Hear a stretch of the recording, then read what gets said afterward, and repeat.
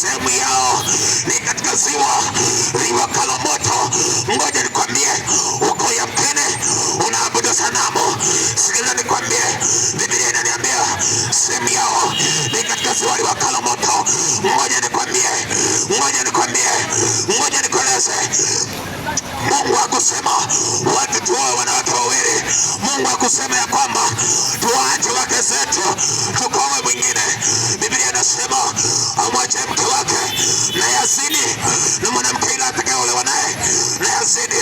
Kwa nini mwanamke ukubali kuolewa ndoa mbili? Kwa nini mwanamume ukubali kuishi na wanawake wawili? Huoni kama unaoa wanawake wawili? Huoni kama unazini? Huoni ya kwamba unaenda jehanamu? Maana ufalme wa mbinguni sio kwa kuoa wala kuolewa.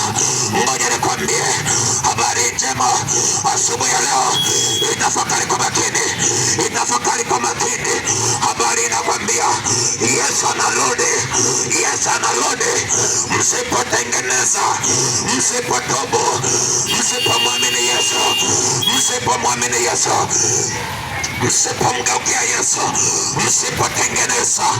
msipotengeneza, Bwana asema tazama naja, tazama naja, na saa yake ikaribu.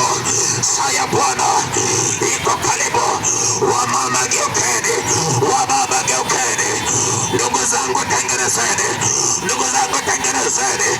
Saa ya Bwana nayo yaja, iliyowekwa zaidi ya kwamba mwanamume tazama anakuja, anakuja pamoja na jeshi la malaika. Watu mtajitetea, watu mtaomba msamaha, watu mtatafuta kutubu, lakini saa ile haitawezekana. Mungu anasema wakati wa kutubu ni sasa, wakati wa